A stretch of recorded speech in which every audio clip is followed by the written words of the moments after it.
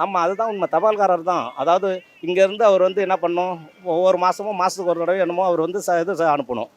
அங்கே வந்து அங்கே அவங்க என்ன சொல்கிறாங்களோ அவங்க சொல்கிறது கேட்கக்கூடாது. இங்கே மாநில கவர்மெண்ட்டோட தான் ஒத்து போகணும் இவர். அதுக்கு தான் ஒரு ஆசிய கவர்னர். அதை தான் அவர் ஃபாலோ பண்ணுறதே கிடையாது. அந்த சப்ஜெக்ட்டுக்கு அவர் வரவே மாட்டார், ஒத்துழைக்கவே மாட்டார். அதாவது தமிழ்நாடு கவர்மெண்ட்டுக்கு ஒத்துழைப்பே கொடுக்கறதில்ல. ஓகேவா? அவர் என்ன டிசிஷன் எடுக்கிறாரோ அதுதான். அது வந்து மேலே இருக்கிறவங்க அவங்க ப்ரெஷர் கொடுத்து கவர்னருக்கு வந்து அட்வைஸ் பண்ணணும். அது அவங்களும் பண்ண மாட்றாங்க. இப்போ ஏகப்பட்ட சிக்கல் வந்த உடனே அங்கிட்டும் இங்கிட்டும் ஓடிக்கின்னு இருக்கிறாரு. இந்த நாட்டுக்கே தேவையில்லைன்னு நினைக்கிறேன். ஆளுநர் அவன் வேலையை தானே பார்க்கணும்.